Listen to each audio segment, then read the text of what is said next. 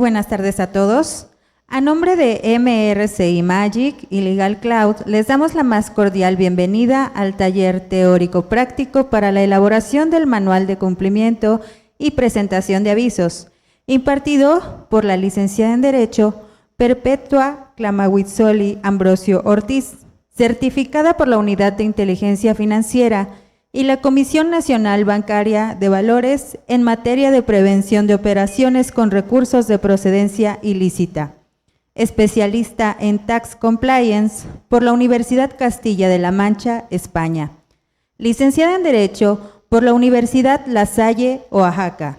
Estudiante de la Maestría en Derecho Fiscal en la Universidad Regional del Sureste, Oaxaca. Articulista y ponente en diversos foros jurídicos. Coautora del libro El ABC de las actividades vulnerables y actualmente oficial de cumplimiento en materia antilavado e integrante del Departamento de Investigación de la firma MRCI.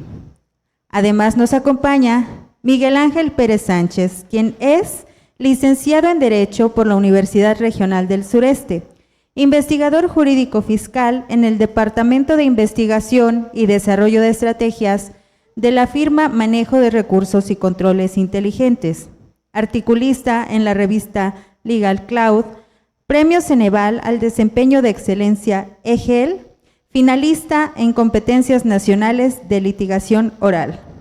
Recibámoslos con un fuerte aplauso. Pues bueno, buenas tardes a todos, agradecemos la puntualidad, nosotros estamos un poquito tarde, pero pues vamos a dar pie a este taller teórico-práctico para la elaboración del manual de cumplimiento. Bueno, en esta ocasión me acompaña, pues como ya nos presentó la licenciada Leticia, al licenciado Miguel, también nos va a estar explicando los puntos finos para la elaboración del manual de cumplimiento en materia de prevención del lavado de dinero para dar cumplimiento a las obligaciones de la ley antilavado, ¿no? Ahorita también sé que hay personas en línea, también bienvenidos a su curso. Cualquier dudas, planteamientos que tengan al respecto, pues no duden en interrumpirnos durante la charla, ¿no? No sé, veo que nada más conozco aquí al contador Juan José González. No sé si los que nos acompañan el día de hoy sean contadores, administradores o abogados. ¿Contador? ¿Y usted? ¿Contadora? Abogado, bueno. Les preguntamos siempre el perfil, sobre todo pues por pues vamos a llamarlo por el lenguaje, ¿no? ¿Cómo nos vamos a dirigir? Normalmente cuando los contadores están presentes en un foro, pues son muy técnicos, ¿no? Con el lenguaje o con las palabras que utilizan. Y cuando hay abogados también somos muy como, dicen los contadores, ocupan muchas palabras jurídicas o tecnicismos que muy pocas veces a veces comprendemos, ¿no? Pero cualquier duda, como les comenté al inicio, pues no duden en estarnos interrumpiendo. Y igual en línea, no sé si sean contadores o abogados los que nos acompañan, pues igual bienvenidos, ¿no? Les hicieron llegar por ahí su temario. Podrán ver en el temario que lo que vamos a estar viendo, pues si bien es cierto el taller no es propiamente de analizar actividades vulnerables, es importante pues iniciar con lo que le da, digamos, inicio a la obligación de elaborar este manual de cumplimiento, ¿no? Entonces, vamos a analizar en el transcurso del taller algunas actividades que desde el punto de vista de nosotros y desde nuestra experiencia, pues han sido las más comunes, las más consultadas o en las que hemos tenido un poco más de experiencia al respecto. Sabemos que hay 17 fracciones, pero de esas 17 fracciones, pues son pocas las actividades, sobre todo aquí en Oaxaca, a las que le estamos dando cumplimiento, ¿no? Actualmente, de manera anticipada, les puedo decir que en Oaxaca pues está un poquito más en el tema de recepción de donativos. Sabemos que hay diversas asociaciones civiles en el estado de Oaxaca, llámese hospitales, llámese escuelas o demás, que reciben donativos, ¿no? Entonces, muy pocas veces conocemos que esta actividad de la recepción de donativos también es considerada pues una actividad vulnerable y que tiene la obligación, ¿no? ¿Qué otra actividad podemos encontrar, por ejemplo? El desarrollo inmobiliario, ¿no? El desarrollo inmobiliario. Recuerden que nuestro estado de Oaxaca pues es un sector últimamente ya turístico, en la costa oaxaqueña, pues encontramos en Puerto Escondido, en Huatulco, muchas obras ya de desarrollo inmobiliario, ¿no? Entonces también debemos considerar que es un área de oportunidad en esa zona y conocer un poquito de esta materia para poder asesorar a ese tipo pues de inversionistas o de empresas que vienen a invertir al estado de Oaxaca en ese sector, ¿no? Entonces, ese tipo de actividades más o menos vamos a ir analizando, no vamos a analizar las 17, porque si no nos vamos a llevar las 4 horas en estudiarlas, pero sí como las más novedosas, o incluso si ustedes tengan alguna duda adicional a las que vamos a comentar, pues están abiertas sus comentarios, ¿no? Posteriormente, pues un poquito lo que viene siendo materia propiamente del taller, que es el manual de cumplimiento, vamos a analizar obviamente también las obligaciones y los tópicos de cómo tienen que desarrollar ustedes sus políticas para el cumplimiento de las obligaciones. Si bien es cierto en ocasiones, bueno, en otros foros nos han dicho es que son las mismas obligaciones, pero recordemos que las actividades tienden a ser diversas y en la medida de lo posible cuando se ejecutan o se operan esas actividades, también pues son distintas, ¿no? Normalmente pensamos que el responsable de cumplimiento o el oficial de cumplimiento es la persona que va a estar recabando toda la información, que va a estar presentando los avisos, pero pues si hay otras áreas en sus empresas o en su trabajo, pues estas actividades pueden ser asignadas a otras personas, ¿no? Y eso les vamos a ir explicando cómo ir determinando el criterio, la política y el procedimiento, ¿no? Y pues finalmente el licenciado Miguel nos va a explicar también lo que tiene que ver con las infracciones, sanciones y defensa, ¿no, licenciado? Así es, licenciada Perpetua, como bien lo señalaba, este taller, además de ser práctico y tratar de enfocarse al cumplimiento como tal de los avisos, es importante conocer desde luego el marco normativo, ¿no? ¿Por qué? Porque debemos comprender el contexto en el cual surge esta normatividad, para lo cual, como bien comentaba, un servidor se hará cargo respecto del marco normativo del cual se desprenden estas obligaciones, y nos haremos alusión a la Ley Federal para la Identificación y Prevención de Operaciones con Recursos de Procedencia Ilícita, en la cual se establece un catálogo en el artículo 17 de actividades vulnerables, ¿no? Haremos referencia a estos preceptos legales a fin de que nosotros estemos en condiciones de poder identificar cuándo estamos obligados a dar cumplimiento a esa normatividad y desde luego cuándo tenemos la obligación secundaria de realizar los avisos ante la autoridad competente. Entonces, en ese sentido, pues me permitiré hacer un checklist respecto de los pasos con los cuales, previos a analizar si actualizamos alguna de estas actividades vulnerables, pues desde luego es conocer la actividad económica que tenemos de alta ante el Servicio de Administración Tributaria, y para lo cual nos es de utilidad la constancia de situación fiscal. Después debemos identificar las actividades que se encuentran enlistadas en las fracciones del artículo 17, a efecto de que nosotros podamos identificar si estamos dentro de los umbrales que la propia normatividad nos obliga a cumplir, o que, mejor dicho, lo cataloga como una actividad vulnerable. Porque creo que es importante aquí que podemos identificar que podemos realizar una actividad, pero no por ende estamos cayendo en una actividad vulnerable, sino que hay ciertos requisitos que debemos conocer y que debemos actualizar. En ese sentido también haremos referencia al monto de las operaciones que alcanzan los umbrales de identificación, y también desde luego si cumple con los supuestos para dar cumplimiento a las obligaciones secundarias. ¿Cuáles obligaciones secundarias? El reglamento propiamente dicho de la Ley Federal para la Identificación y Prevención de Operaciones con Recursos de Procedencia Ilícita y sus disposiciones de carácter general. En ese sentido, Bueno, ahí, si me permite, licenciado, regresa ¿sí? al anterior. Este checklist normalmente yo lo utilizo, o sea, lo utilizamos cuando te llega una asesoría y te llega un cliente o un prospecto de, oye, es que yo me dedico al tema de los arrendamientos de inmuebles. Oye, yo me dedico a otorgar préstamos o celebrar contratos de mutuo, ¿no? O yo me dedico a prestar servicios profesionales. ¿Actualizo o no actualizo la actividad? Entonces, recabamos cierta información.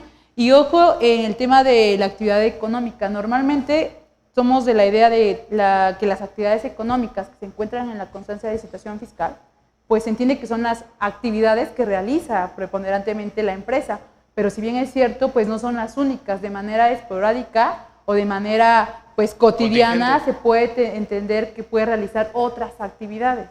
¿Por qué? Porque también dentro de su objeto social, tratándose de una empresa, pues sabemos que en el objeto social pues hay un sinfín de actividades que le permite a la empresa para cumplir pues la finalidad por la que fue creada, ¿no? Entonces, dentro de ese objeto social puede hacer otras actividades que, si bien es cierto, no están en la constancia de situación fiscal y que dentro de esa habitualidad de la empresa se puede realizar una actividad y estamos en la incertidumbre, oye, si es una actividad vulnerable, no es. Entonces, con este checklist es como el inicio, digamos, para que ustedes puedan identificar si estamos o no actualizando, ¿no? Evidentemente nos vamos a ir acompañando de las 16 fracciones, como comentaba el licenciado Miguel, en el sentido de verificar de si actualizamos o si cumplimos con todo la hipótesis normativa, ¿no? Como normalmente le llamamos los abogados, ¿no? Si actualizamos esa hipótesis normativa, la consecuencia es somos sujetos obligados. Entonces, checklist, pues es como que desde la experiencia llevárselo de tarea y es como que, tengo que revisar la constancia, el objeto social y conocer un poquito más allá cómo se da la operación, ¿no? Porque hay algunas particularidades que las contempla la ley, que las contempla su disposición secundaria y que además las contemplan o vienen a fortalecer la actividad vulnerable los criterios que emite la Unidad de Inteligencia Financiera, que igual más adelante vamos a ir particularizando de acuerdo a cada actividad vulnerable, ¿no? Bien, este es un esquema que se encuentra en la obra que tienen en sus manos. Es un esquema que, si bien es cierto, no profundiza respecto de todas las actividades que se encuentran establecidas en el artículo 17, esto es una síntesis de las principales actividades vulnerables que se encuentran establecidas. ¿Por qué digo que no profundiza? Porque, como iremos observando, dentro de cada fracción establecen una serie de actividades que pueden también actualizar una actividad vulnerable en términos de la LFP-ORPI. Bueno, de manera muy sintetizada, antes de comenzar, no sé si los que están aquí presentes ya han tenido algún acercamiento con el tema de prevención de lavado de dinero, o es la primera vez, también para conocer también el contexto en el cual ustedes están y la expectativa que tienen, ¿no? O sea, si podemos dar por sentado algunos conocimientos o será necesario también abundar un poco más al respecto. O sea, por ejemplo, usted, digamos, tomó el curso para conocer la materia. Ok, ¿y usted contadora? Igual. ¿Y usted, contadora? También. ¿Sí? Pero actualmente, digamos, ¿regresa a la pantalla anterior? Sí. Actualmente, digamos, de esta imagen que ven, dentro de su empresa o en el caso del licenciado, no sé si se dedica a asesoría, no desconozco, si han tenido acercamiento con clientes o con personas que se dedican a alguna de esas actividades. ¿Sí? ¿Contadora? ¿También? ¿Licenciado? ¿Sí? ¿Qué tipo de actividades son, si no es indiscreción? También para, como que, vehículos. Correcto. ¿Usted, contador? ¿La construcción? Ok. Bueno, les preguntamos igual para ir como conociendo o inclinarnos un poquito más como en el contexto, como dicen los jóvenes, para irnos sobre esa vía para darles también pues las herramientas necesarias o cumplir sus expectativas, ¿no? Esa es la finalidad, no es porque queramos conocer más allá o quitarle los clientes, ¿no? Entonces, esa es la finalidad. Entonces, si quieres... Grosso modo, como lo comentaba hace un momento, las principales actividades que la ley en comento establece como actividades vulnerables, pues encontramos principalmente, como la comentaba la licenciada Perpetua, los donativos, activos virtuales, desarrollo inmobiliario, juegos y sorteos, tarjetas de servicio y crédito, tarjetas de prepago y cupones, tarjetas de devoluciones y recompensas, cheques de viajero. Bueno, esto en temas mercantiles ya está un poco en desuso, el comercio exterior, los servicios profesionales, los contratos de mutuo o préstamo o crédito. Aquí hay una particularidad porque se refiere aquellos actos que celebran personas distintas a los sujetos que pertenecen al sistema financiero nacional, así como el arrendamiento de inmuebles, metales y joyas, obras de arte, vehículos, traslados y custodia de valores, así como cuestiones de blindaje. Estas son las principales actividades vulnerables que se encuentran desarrolladas o que la autoridad pone especial énfasis para ponderar un umbral en el cual la operación deba de alcanzar este monto, esta cantidad, para que pueda ser considerada una actividad vulnerable. Quiero ser muy puntual en ese sentido porque podemos realizar la actividad, pero si no actualizamos el umbral que está establecido en la LFP-ORPI, no estaremos obligados a dar cumplimiento a esa obligación. Entonces, iremos viendo más a detalle cada una de estas actividades vulnerables. Respecto de los umbrales de identificación y en relación a cada una de las actividades vulnerables que se encuentran establecidas, respecto de juegos con apuestas, concursos y sorteos, el umbral de identificación estriba en 325 unidades de medidas de actualización, que corresponde a aproximadamente 33.715 pesos con 50 centavos, ¿no? Tarjetas de crédito es siempre y cuando las operaciones asciendan a un monto de 83.510 pesos. Las tarjetas prepagadas cuando asciendan a 66.912 pesos. Vales y cupones, igual 66.000. Cheques de viajero, lo comentaba hace un momento, ya está un poco en desuso, pero aquí es una particularidad porque respecto de estas dos actividades, cheques de viajero y préstamos o créditos con o sin garantía, no están sujetos a un umbral de actividad vulnerable. Entonces,